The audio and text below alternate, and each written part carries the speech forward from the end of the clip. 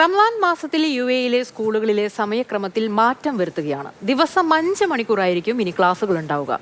ഒരു മാസത്തേക്ക് physical training പീരീഡുകളിലും ഇളവുണ്ടാകും. Ramadan മാസം അടുത്തെത്തിയതോടെ പതിവ് പോലെ സ്കൂൾ സമയത്തിൽ മാറ്റം വരുത്തിയിരിക്കുകയാണ് UAE.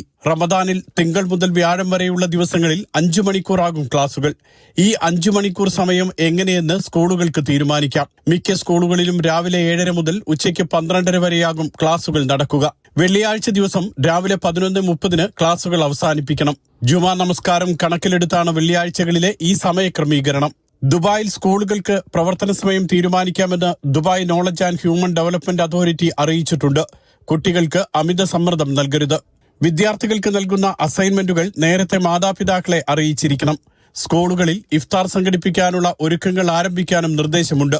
ഒരു മാസത്തേക്ക് ഫിസിക്കൽ ട്രെയിനിങ് പീരീഡുകളിൽ ഇളവുണ്ടാകും. വ്രതമനുഷ്ഠിക്കുന്ന അധ്യാപകർക്ക് ക്ലാസ് എടുക്കുന്നതിലും മറ്റ് ചുമതലകൾ നിർവഹിക്കുന്നതിലും ആവശ്യമായ ഇളവ് നൽകാനും അധികൃതർ നിർദ്ദേശിച്ചു. Mathrubhumi news, Dubai.